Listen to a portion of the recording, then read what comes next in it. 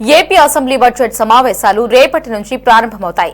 తొలి రోజు ఉభయ సభలను ఉద్దేశించి గవర్నర్ జస్టిస్ అబ్దుల్ నజీర్ ప్రసంగిస్తారు. అనంతరం సభ మరుసటి రోజుకు వాయిదా పడుతుంది.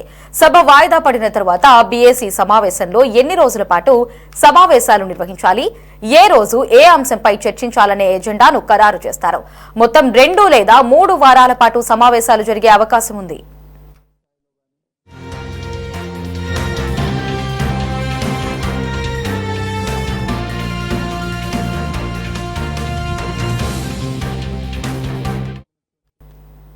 ఈ బడ్జెట్ సమావేశాలకు వైసీపీ అధినేత మాజీ సీఎం జగన్ సహా ఆ పార్టీ ఎమ్మెల్యేలు హాజరవుతారని సమాచారం.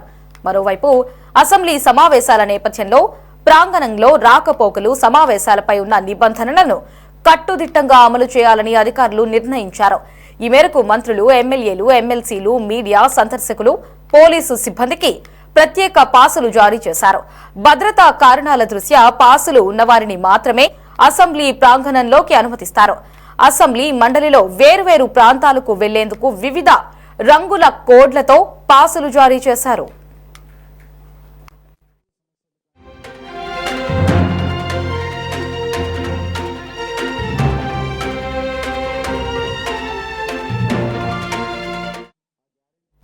ఇక రేపటి నుంచి ఏపీ బడ్జెట్ సమావేశాలైతే ప్రారంభం కాబోతున్నాయి. ఈసారి మాజీ సీఎం జగన్ కూడా ఈ సమావేశాలకి హాజరు కాబోతున్నారు.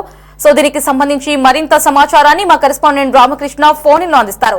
రామకృష్ణ, చెప్పండి, ఈసారి భద్రతా ఏర్పాట్లు కట్టుదిట్టం చేసినట్లు తెలుస్తోంది. ప్రతి ఒక్కరికి కూడా వివిధ రంగులతో కూడిన పాస్లని కూడా ఏర్పాటు చేసినట్లు తెలుస్తోంది. పూర్తి అప్డేట్స్ ఏంటి? కట్టుదిట్టమైనటువంటి భద్రతా ఏర్పాట్ల నడుమ రేపటి నుంచి అసెంబ్లీ బడ్జెట్ సమావేశాలు ప్రారంభం కాబోతా ఉన్నాయి. తొలి రోజు ఉభయ సభలను ఉద్దేశించి గవర్నర్ జస్టిస్ అబ్దుల్ నజీర్ ప్రసంగం ఇస్తారు. అనంతరం సభ మరుసటి రోజుకు వాయిదా పడుతుంది.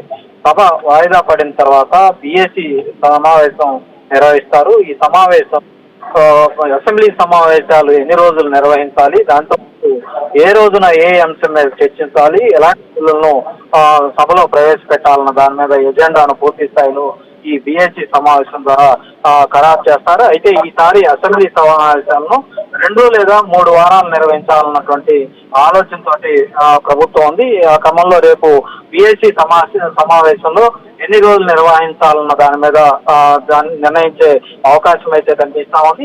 అయితే ఈసారి బడ్జెట్ సమావేశాలకు అటు వైసీపీ అధినేతగా ఉన్నటువంటి మాజీ సీఎం జగన్మోహన్ రెడ్డితో పాటు ఆ పార్టీ ఎమ్మెల్యేలు కూడా హాజరు కానున్నట్లు సమాచారం అందుతుంది.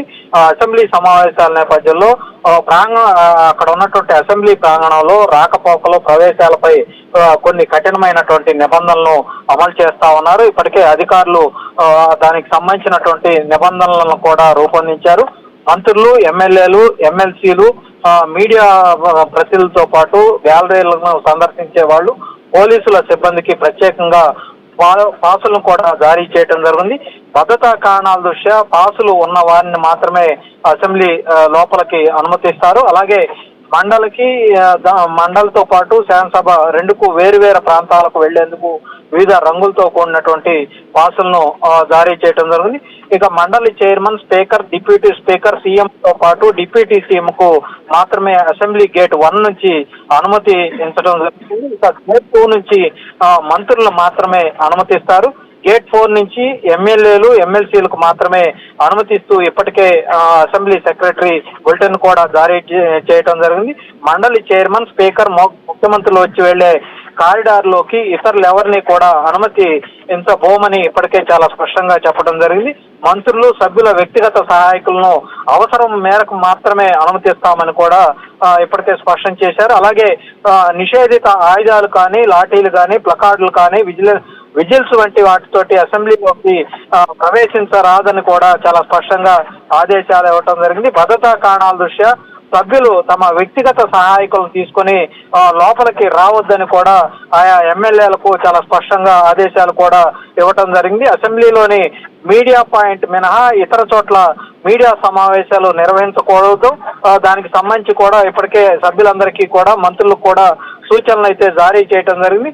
శాసనసభ పరిసరాల్లో సమావేశాలు కానీ, ప్రదర్శనలు కానీ, నిరసన ప్రదర్శన కానీ, ధర్నాలు కానీ, బైఠాయింపులు కానీ ఇలాంటివేవి కూడా చేయరాదు, వాటిని నిషేధించినట్లుగా కూడా ఇప్పటికే అసెంబ్లీ సెక్రటరీ చాలా స్పష్టంగా ఆదేశాలు జారీ చేసినటువంటి పరిస్థితి అయితే ఉంది. ఈ అసెంబ్లీ సమావేశాలు చాలా కీలకమైనటువంటి సమావేశాలుగా భావించాలి. ఎందుకంటే ఈ సమావేశాల్లో 2025-26కు సంబంధించినటువంటి ఆర్థిక సంవత్సరానికి పూర్తి స్థాయి బడ్జెట్ ను కూటమి ప్రభుత్వం అధికారంలోకి వచ్చిన తర్వాత ఆ బడ్జెట్ ను సభలో ప్రవేశపెట్టబోతా ఉన్నారు. అందరూ కూడా చాలా ఆసక్తిగా రాష్ట్ర ప్రజలంతా కూడా ఎదురు చూస్తా ఉన్నారు. ఈ బడ్జెట్ లో ఎలాంటి కేటాయింపులు ఉండబోతా ఉన్నాయి, ప్రధానంగా రాజధాని అమరావతితో పాటు అటు కీలకమైనటువంటి పోలవరం సాగునీటి ప్రాజెక్టుకు ఎలాంటి కేటాయింపులు ఉండబోతా ఉన్నాయి. గత 5 ఏళ్ల కాలంలో జగన్మోహన్ రెడ్డి ప్రభుత్వం కొన్ని శాఖలకు సంబంధించినటువంటి కేటాయింపులు జరపకుండా ఆదాయం మొత్తాన్ని కూడా ఉన్న వనరులన్నింటినీ కూడా సంక్షేమానికే ఖర్చు చేసినటువంటి పరిస్థితి అయితే ఉంది. అయితే ఈసారి బడ్జెట్ లో అందుకు పూర్తి భిన్నంగా అన్ని శాఖలకు కూడా ఒకవైపు నిధుల కేటాయింపు ఉండబోతా ఉంది. అభివృద్ధికి అటు సంక్షేమానికి సమ ప్రాధాన్యత ఇస్తూ ముఖ్యమంత్రి చంద్రబాబు బడ్జెట్ రూపకల్పన చేయాలని ఇప్పటికే మంత్రి పయ్యావుల కేశవ్ కూడా సూచించారు. ఆ మేరకు మంత్రి పయ్యావుల కేశవ్ కూడా అన్ని శాఖల నుంచి కూడా వాళ్లకు ఉన్నటువంటి అవసరత ఏంటి, ఆయా శాఖల్లో చేపట్టాల్సినటువంటి భవిష్యత్తు అభివృద్ధి కార్యక్రమాలు ఏంటి, ఆ వివరాలన్నింటినీ కూడా పూర్తి స్థాయిలో అధికారుల ద్వారా ఇప్పటికే తెప్పించుకోవటం జరిగింది. వాటి ప్రాధాన్యతను బట్టి ఆయా పనులకు బడ్జెట్ లో రేపు కేటాయింపులు అయితే ఉండబోతా ఉన్నాయి. ఇప్పటికే బడ్జెట్ కూర్పు మొత్తం కూడా పూర్తయిందనే చెప్పాలి. 28వ తారీఖున ఈ ఆర్థిక సంవత్సరానికి సంబంధించినటువంటి బడ్జెట్ ను పయ్యావుల కేశవ్ అసెంబ్లీలో ప్రవేశపెట్టబోతా ఉన్నారు. దేవి. ఎస్ రామకృష్ణ, కూటమి అధికారంలోకి వచ్చిన తర్వాత మొదటిసారిగా వైఎస్ జగన్ ఇటు అసెంబ్లీకి రాబోతున్నారు. మరి ఇటు వైఎస్ఆర్సీపీ పార్టీ ఎటువంటి ఎత్తుగడలతో ఈసారి అసెంబ్లీలోకి ప్రవేశించబోతోంది? దేవి, అసెంబ్లీకి సంబంధించి గతంలో ఆ రోజు ఎమ్మెల్యేగా ఎన్నికైన తర్వాత ప్రమాణ స్వీకారానికి మాత్రమే జగన్మోహన్ రెడ్డి రావటం జరిగింది. ఆ తర్వాత ఆయన అసెంబ్లీ మొహం చూసినటువంటి పరిస్థితి అయితే లేదు. అయితే ప్రస్తుతం గత కొద్ది రోజులుగా చూసుకున్నట్లయితే జగన్మోహన్ రెడ్డి అటు వివిధ కార్యక్రమాల ద్వారా ప్రజల్లో కూడా వస్తున్నటువంటి పరిస్థితి అయితే ఉంది. ఈసారి కూడా ఆయన అసెంబ్లీకి రాడన్నటువంటి వాదన కూడా వినిపించింది. అయితే డిప్యూటీ స్పీకర్ గా ఉన్నటువంటి రఘురామకృష్ణరాజుతో పాటు పలువురు మంత్రులు కూడా జగన్ ను అసెంబ్లీకి రావాలని, ప్రజల సమస్యల మీద చర్చించాలని కూడా వాళ్ళంతా కూడా కోరినటువంటి పరిస్థితి అయితే ఉంది.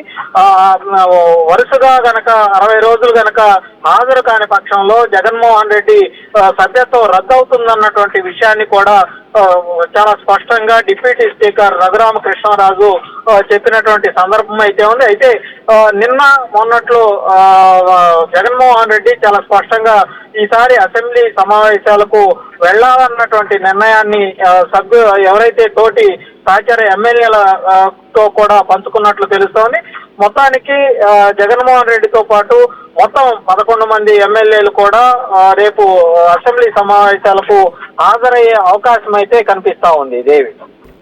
రామకృష్ణ, మరి ఇప్పటి వరకు కూడా పవన్ కళ్యాణ్ హెల్త్ ఇష్యూస్ తో బాధపడుతూ వస్తున్నారు. నిన్న కూడా మనం చూసినట్లయితే హైదరాబాద్ లో ఓ హాస్పిటల్లో టెస్టులు కూడా నిర్వహించారు. మరి ఇటువంటి తరుణంలో రేపు పవన్ కళ్యాణ్ ఈ సమావేశాలకు హాజరవుతారా?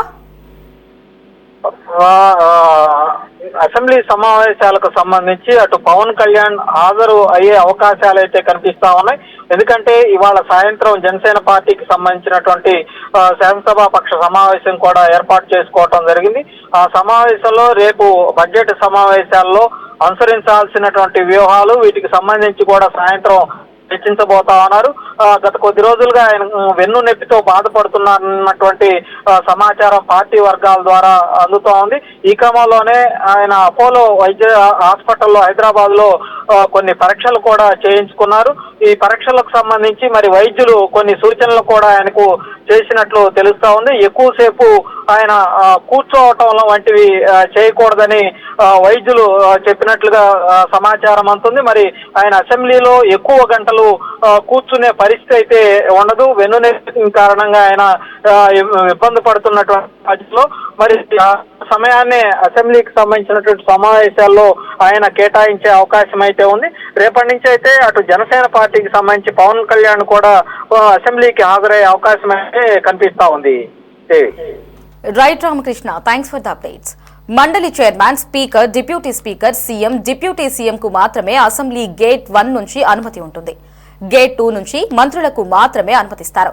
ఇక గేట్ 4 నుంచి ఎమ్మెల్యేలు, ఎమ్మెల్సీలకు మాత్రమే అనుమతిని ఇస్తూ బులెటిన్ ను జారీ చేశారు. మండలి చైర్మన్, స్పీకర్, ముఖ్యమంత్రులు వచ్చి వెళ్లే కారిడార్లోకి ఇతరులెవరికీ అనుమతి లేదని స్పష్టం చేశారు. మంత్రులు, సభ్యుల వ్యక్తిగత సహాయకులను అవసరం మేరకు మాత్రమే అనుమతిస్తామని తెలిపారు.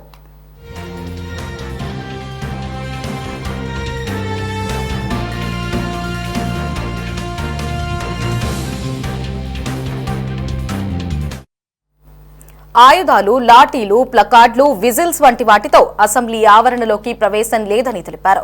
భద్రతా కారణాల దృష్ట్యా సభ్యులు తమ వ్యక్తిగత సహాయకులను తీసుకుని రావద్దని సూచించారు.